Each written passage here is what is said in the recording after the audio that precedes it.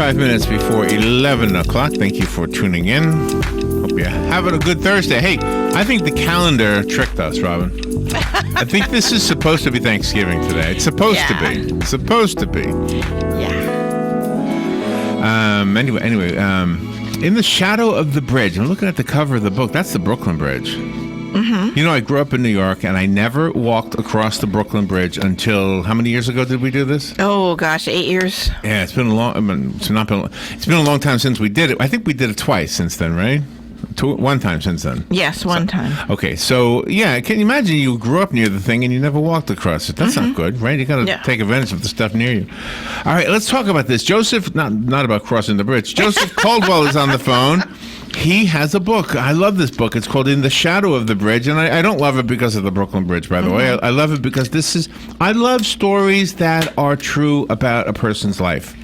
You know, I mean, it's heart-wrenching. It's beautiful. It'll make you laugh. It's historical. I just like real stories like this. Joseph is a humorist, so that makes sense. He's a researcher, an award-winning novelist, and again, the book is called In the Shadow of the Bridge. I just found it on Amazon, where it's doing really well. So let's just say hello to Joseph and stop yapping. I'm yapping too much, Ron. Good morning, Joseph. How you doing? Well, I'm talking to you. It doesn't get much better than that. Oh, that's sweet of you to say. Do you know the people who leave comments on YouTube are not as sweet as you are? I suggest you get out more. Okay. Where are you? Where are you calling from? I'm calling from 31st Street and 3rd Avenue in Manhattan. Oh, okay. Okay. Well, thank you for calling in. I missed that place. I want to get back. You got an extra room? Come on. Do you have a room? Do you have a Not really, but I have a fire escape. How's the weather there today? It's beautiful, beautiful, clear blue sky, and it's going to go up to 50. Wow. Wow. Tell me about... the first question I have is about WQXR. Tell me about tell me about that. What did you do there? Well, it was owned by the Times when I was doing it, and it was a classical music station.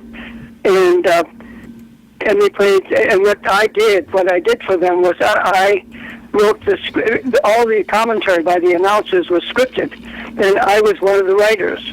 Wow. Of those scripts, and it was wonderful because here I would, go into. If you have to have a job, and of course, if you're a writer, one of the things you come to New York to be a writer. One of the first things you do is you get a day job, right? Sure. Yeah. At one point, I had that as my day job, and to walk in and there was all this classical music playing, and I've been a classical music enthusiast from boyhood, and then I got to write about it. It was really a wonderful, wonderful, wonderful job. Are they still on the air?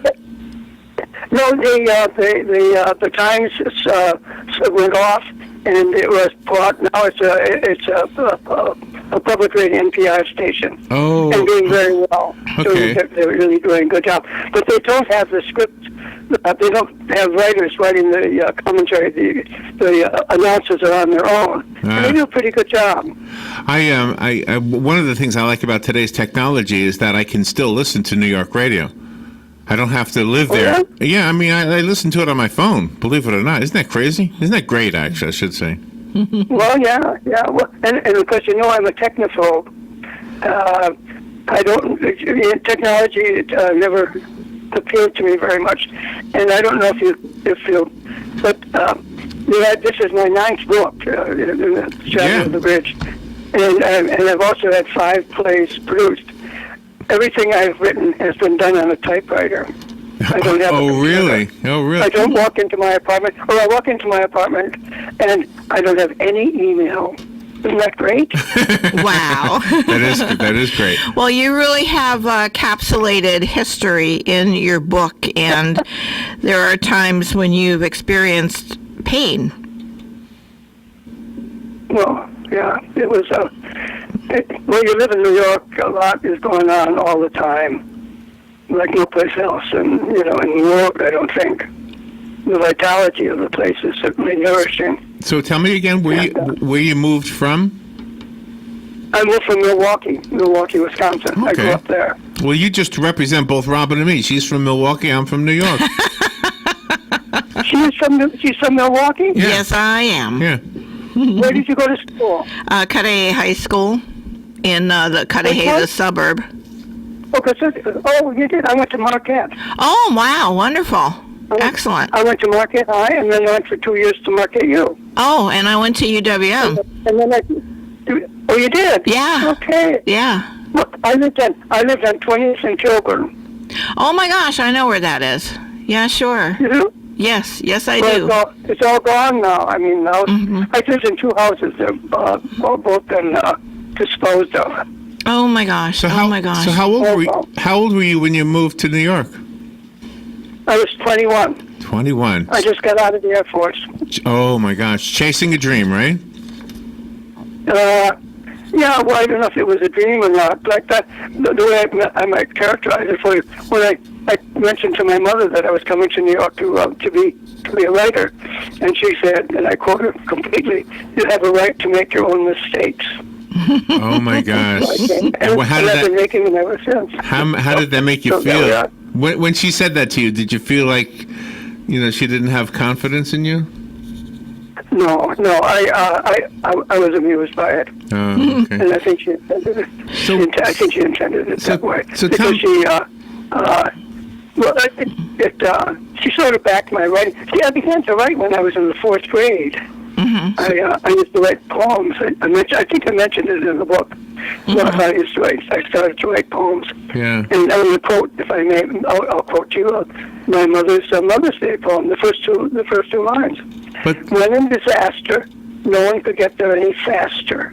Now, if that isn't purest poetry for Mother's Day, I don't know what is. Right? Mm-hmm. Exactly. Yeah. Exactly. Okay. the books. Okay. And then I wrote my first novel. It was between the 6th and the 7th grade. I wrote it in a blue-lined notebook. And then I began to, in the 6th grade, I began to write little plays, and we would perform them in my classroom. So I was always doing it. I always wanted to be a writer. So the book starts. The book starts in 1959, right? Yep. And by that time, you're already settled in Brooklyn, right? No, I wasn't. No. I lived in Manhattan, and okay. And at that time, and I lived in it. I come by the title legitimately because my apartment, my tenement building, was angled against the Brooklyn Bridge in Manhattan. Oh, okay. On the upper side, thank you. And as I mentioned in the book, if you came to my apartment for the first time, there was a ritual, and what you would do is that you would go and stand on my toilet seat, reach your hand out the window, and you could touch the foundation stones of the Brooklyn Bridge. Oh my gosh! And it was really great. Well, I walked past your home. I can't tell you how many times I must have walked right past your house. Was that you? That was me. That was me. You do. I wish I'd known. Okay. Yes, I would have invited you. You could have stood on my toilet. I would have come in. I would have helped out with the laundry and all that. But the thing that I have to tell you about it, that is a punchline. It was a nice big kitchen. A bedroom with a room for bed, my typewriter, my desk, and everything, and then a living room. And the rent was $24 a month. Oh my gosh! Holy cow! That gives you a measure of how long ago this was. You should have stayed there. It was no, they tore it down to build a ramp off the Brooklyn Bridge to the East Side Highway. Okay. So it was a little narrow street. The street's gone. The tenement's gone, but the bridge is still there. And, you also have humor in your book. The time that the character and Bill were building a fence, and his was pristine and perfect, and yours was kind of like all haphazard. Yeah, right. Well, I wasn't very like all those different things they do when we put hard on the roof to the leaks or something like that, and all that. He was so expert at everything, and I was, completely inept. But he made up for my. That's why I say we were meant for each other, because he could correct my mistakes very, very quickly. And no effort at all. You also one of the sad parts about being a caregiver during the AIDS epidemic. Oh yeah, that was.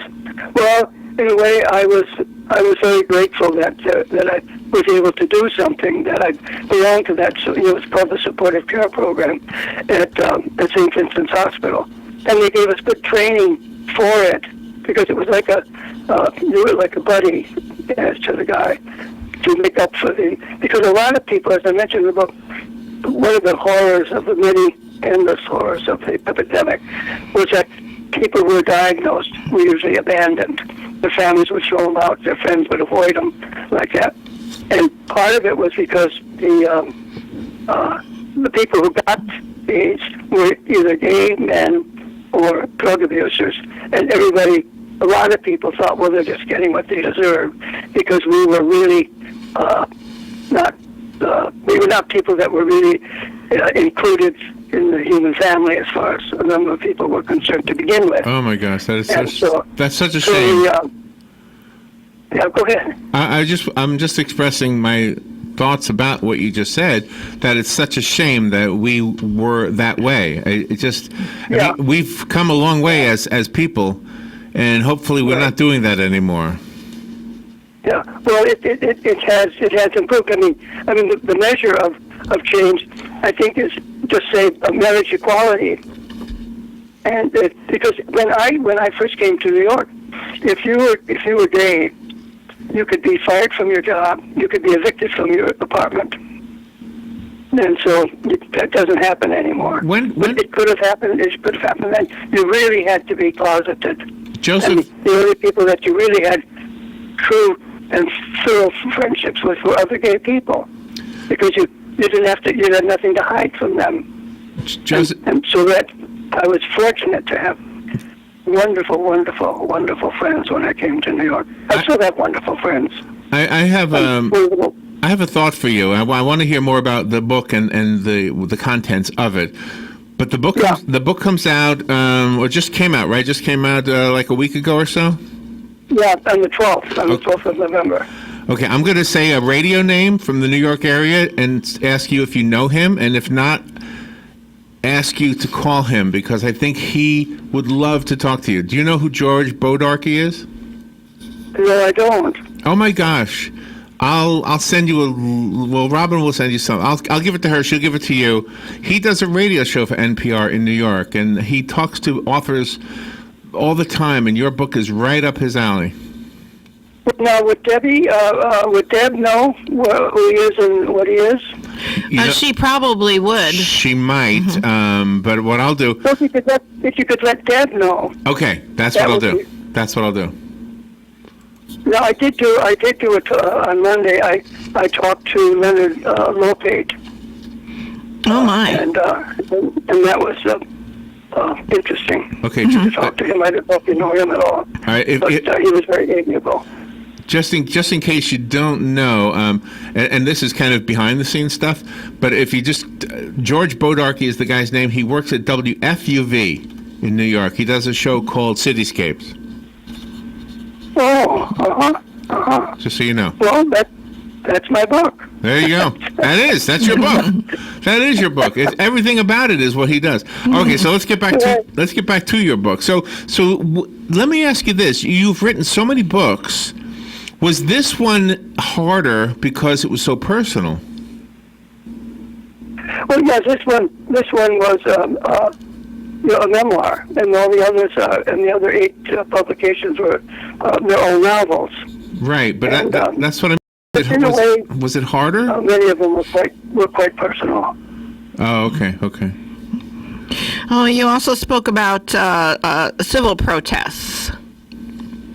Oh, when I got arrested with Dorothy Day. Yes. Yeah, that was an event. And one of the odd things that happened within that, of course, I was in jail, and what happened was that but they told a friend of mine that I had said that I wanted to be bailed out. I didn't want to be bailed out because I went with Dorothy Day, and Dorothy Day never accepted bail or paid fines. People were always willing to do that for her. And she said, I will accept nothing that isn't available to the poor. And when you go and get arrested with her, you subscribe to that protocol. And what they did, they told a friend of mine that, yes, he wants to be bailed out. And so they threw me out. They threw me out on the first night that I was there. Oh, really? Oh, my. And what I say in the book, I say that sometimes people are framed to get put into jail. I was framed to get out of jail. And then I said, well, can I give it to somebody else? And they said, no, you got to get out. And they were really, really rather fierce about it, that I had to get up and get out. So I got up and got out. But then, because we got a 10-day sentence, as I mentioned in the book, what I spent those 10 days doing was painting Dorothy Day's apartment so that it would be ready for her when she got out of jail. And it was a very interesting and wonderful time for me.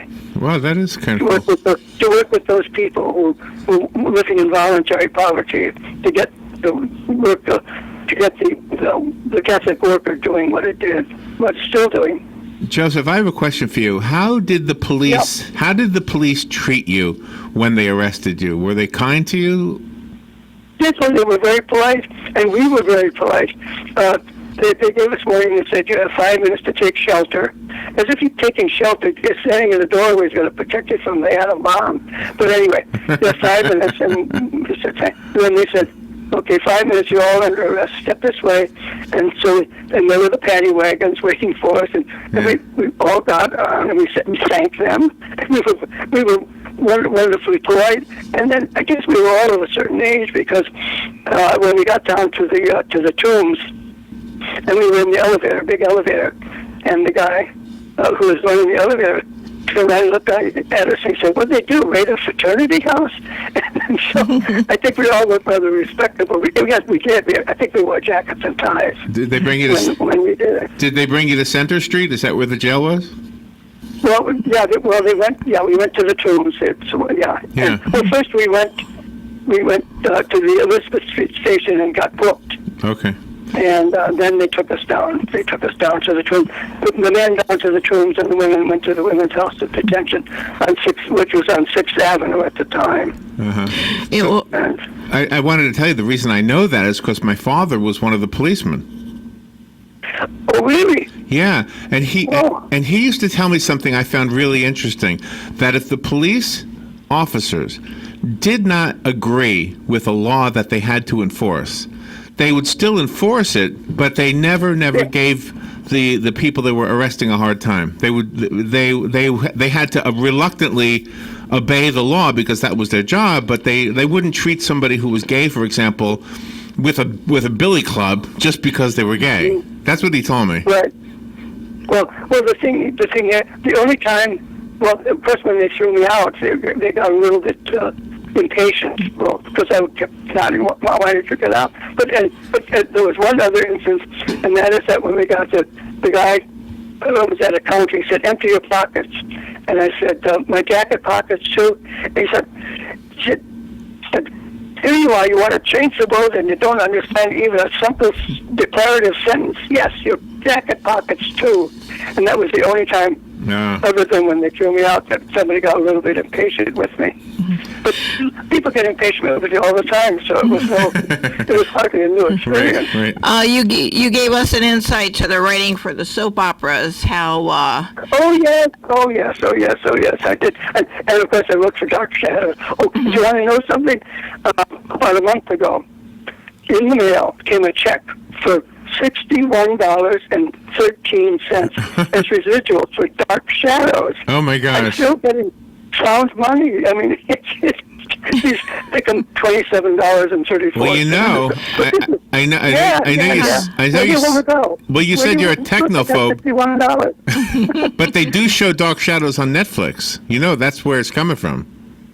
I know. I didn't. Do you want to know something else? I don't have cable. But the thing that got to me about your writing is that you wanted to write, and then you got angry because they wouldn't let you write the way you wanted to, but you gave it up that way. I thought that was very insightful. Well, the thing is about you being a writer is that you're completely free. Most people aren't that free in their careers. You have to usually have a boss you have to do. But when you're a writer, you're your own boss. Nobody can tell me what to write, and nobody can tell me how to write it. And so I am free. That's and free. To take that freedom and put it into bondage to write a soap opera, to people that, for better or for worse, I considered my inferiors. Pardon the expression, but anyway, and it would get intolerable at times. Although I must say there were times when, as I mentioned, when you got to be shameless. I like to be shameless. So do you remember my favorite shameless line? Do you want to hear it? Yes, I do. Yeah. Okay, this is the most shameless line ever written, and that is I was doing some trial scripts for a show called Ryan's Hope, and there was a young cop, and he married this very, very young woman, girl, whatever, young, married her. And now he was going on a sting against the mafia. And he had to get rid of his wife to protect her. Don't ask me what. But that was the plot, okay? And then there was a scene where he had to, and he couldn't tell her that this was just, to protect her from the mafia.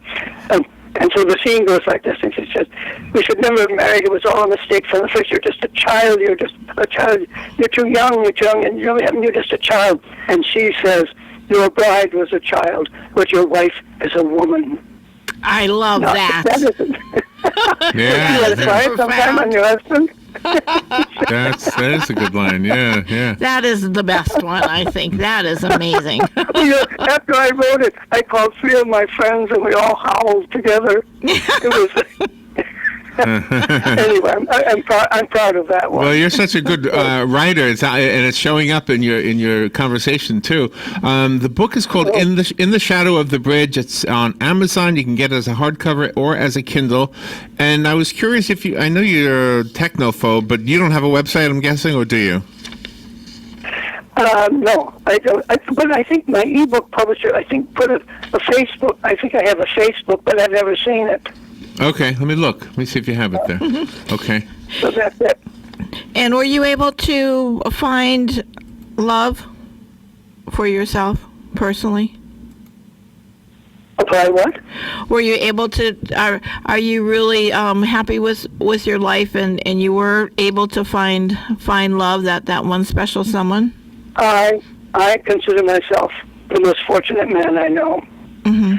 I was given a gift I did nothing to deserve, to be a writer, and I found a way to fulfill it. And it doesn't get any better than that. It really doesn't. And I have wonderful, wonderful friends. Oh, you gave me chills. Mm-hmm. I'm looking on Facebook to see if I can find the book. I'll have to look later on. You are a delight to talk to. Thank you so much for taking time to schedule our station to be part of your radio tour. Joseph Caldwell is our guest. His book is called "In the Shadow of the Bridge." It is a memoir, an unrequited love, love story. Do we have the book? We do have the book. So if I have a listener who would like the book, give me a call, 622-9622. I'll set it aside for you. The rest of us have to go buy it. I'm guessing it's in all bookstores, and I did find it on Amazon.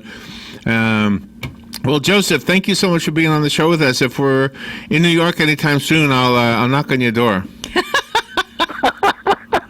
Yeah, no, I do have a doorbell. I make that concession. Oh, I thought you didn't like technology. Okay. Okay, well, thank you very much. It was a pleasure. And I think you realized, okay? And Robin will get a hold of, is it Deb? Okay. Deb. Yeah, and let her know about George Bodarky. You're going to reach a lot of people if you can get on his show. Thank you. Call Deb and tell Deb, okay? Thank you, Joseph. All right. Thank you. We'll be right back.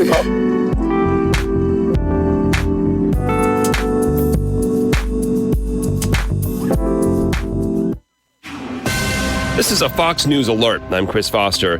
The State Department diplomat who says he overheard President Trump on the phone with European Ambassador Gordon Sondland talking about investigations in Ukraine is one of 2 witnesses for the impeachment inquiry today. After that call, David Holmes says Sondland told him the president didn't care about Ukraine, only the big stuff. I noted there was big stuff going on in Ukraine, like a war with Russia. And Ambassador Sondland replied that he meant big stuff that benefits the president. like the Biden investigation that Mr. Giuliani was pushing. Rudy Giuliani, the president's personal attorney. Sondland testified yesterday for the impeachment inquiry that he was not aware at the time the investigation was about the Bidens. President Trump on Twitter says he has great hearing and can't overhear the other side of phone calls not on speaker. Today's other witness is Fiona Hill. She's a former White House advisor on Russia and European affairs. America's listening to Fox News.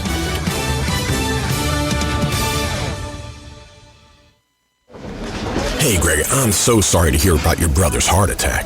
Thanks. He's okay now, but it really got me thinking about my family. You know, could my wife still pay our mortgage if I had a heart problem? Or could my kids still go to college? Man, that is really scary. Yeah, you should call my life insurance agent at Health IQ. When I got life insurance for my family last year, they saved me 41% versus any other company I looked at. 41%? That's huge. Yep. Health IQ starts by shopping everyone with the top 30 life insurance carriers to make sure they can get the lowest retail rate.